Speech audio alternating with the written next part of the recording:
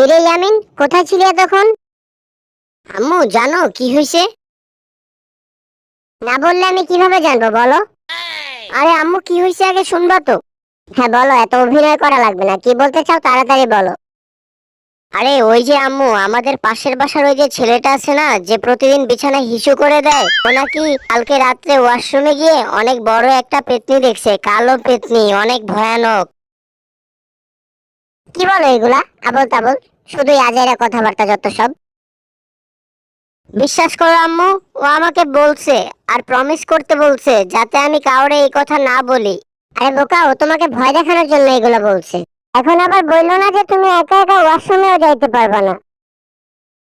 কিন্তু আমি একা যাওয়ার পরে যদি আম্মু আমারে ভূতে খাইয়া ফেলে, তখন তুমি কারেই আমিন বইলা ডাকবা আম্মু? আর কে তোমার আম্মু বইলা ডাকবো বলো? হইছে, আর ঢং করো না।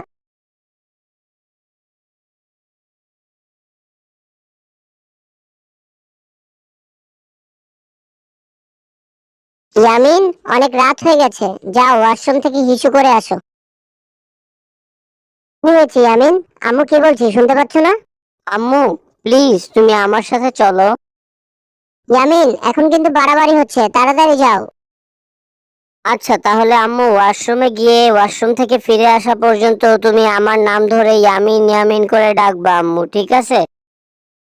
আচ্ছা ঠিক আছে, তুমি যাও।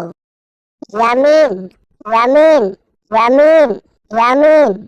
আম্মু কি হইলো, তুমি ডাকতেছো না কেন? আচ্ছা ডাকছি, তুমি যাও। ইয়ামিন, ইয়ামিন, ইয়ামিন, ইয়ামিন, ইয়ামিন।